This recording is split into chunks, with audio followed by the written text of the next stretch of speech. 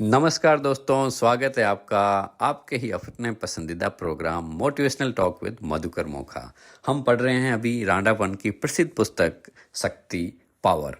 साथियों, आज एक तीसरा चैप्टर शुरू हो रहा है, भावना की शक्ति, भावनाओं की फ्रिक्वेंसी। यदि आप इसे महसूस कर सकते हैं तो इसे प्राप्त भी कर सकते हैं। हमें अब समझना है कि ये फ्रिक्वेंसी कैसे काम कर रही हैं, कैसे चीज़ें घटित होती हैं हमारे जीवन के अंदर।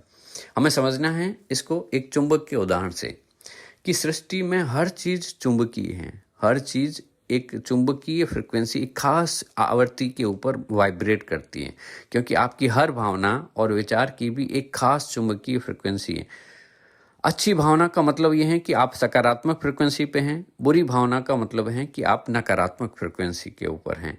तो आपकी भावनाएं ही तय कर रही हैं कि आप किस फ्रिक्वेंसी के ऊपर हैं। किसी चुंबक की तरह उसी फ्रिक्वेंसी के मौजूद लोगों को, घटनाओं को, परिस्थितियों को अपनी ओर आकर्षित करती हैं। हाँ, अगर आप उत्साहित महसूस कर रहे हैं तो आपके उत्साह की फ्रिक्वेंसी उत्साही लोगों को, वैसी ही घटना को, वैसी ही परिस्थितियों को आपकी ओर आकर्षित करेंगे। लेकिन अगर आप डरे हुए हैं, सहमे हुए हैं, तो 100% आप उसी चीज़ों को अपनी ओर बुला रहे हैं। और ज़्यादातर हम लोग इसी चक्कर के अंदर फंस जाते हैं कि डर या शंका का अगर कोई भी भाव होगा तो एक्चुअल में हम यूनिवर्स को सिग्नल दे रहे हैं कि हाँ भाई, मुझे ये चाहिए। देखिए, एनर्जी है, उसको कोई मतलब नहीं है कि आप उसका क्या उपयोग करें। इट्स जस्ट लाइक जैसे इलेक्ट्रिक एनर्जी एक एनर्जी है। अब उस विद्युत ऊर्जा से हम हीटर चलाएं, हम एसी चलाएं, हम प्रेस चलाएं, हम ठंडा करें, गर्म करें, कुछ भी करें, हम जो चीज़ देंगे उसको वह बढ़ा के देगा। सिंपल सी पॉइंट है। तो यहाँ समझ में आया, फ्रिक्वेंसीज बदल कर, हम अपनी भावनाओं की फ्रिक्वेंसी को बदल कर हम अपना भाग्य बदल सकते हैं। वाह, क्या खूबसूरत सेंटेंस है ये। नेविल गार्डर ने कहा है कि भावना बदलने से आपका भाग्य बदल सकते हैं। क्या आप तैयार हैं? सिर्फ कितना छोटा सा सूत्र है, अपनी फीलिंग को, एहसास को राइट नाउ अभी बदल कर आप अपने भाग्य को बदल सकते हैं। कैसे? वर्तमान के अंदर जो भावनाएं आप महसूस कर रहे हैं उसी से ही तो भविष्य बन रहा है। इसका मतलब ये नहीं है कि बाकी चीज़ें हट गई, इसका मतलब ये नहीं कि चैलेंजेस हट गए। इसका मतलब ये है कि आपने रेस्पॉन्ड करने की जो रिस्पॉन्सिबिलिटी है, आपकी एबिलिटी टू रेस्पॉन्ड, आपने उसका नियंत्रण अपने हाथ में ले लिया। जीवन में घटनाएं, चैलेंजेस जैसे हैं वैसे ही चलेंगे, लेकिन आप कैसे प्रतिक्रिया कर रहे हैं वह आपके हाथ में होना चाहिए। इट इज़ योर चॉइस कि आप उसको कैसे रेस्पॉन्ड करें, और जैसे रेस्पॉन्ड करेंगे वैसे ही चीज़ों को फिर बुलाने लग जाएंगे। हम इसको एक उदाहरण से समझते हैं। साथियों, आप सारे लोगों ने रेडियो देखा होगा, सुना होगा। फ्रिक्वेंसी शब्द वहाँ पे बार बार आता है।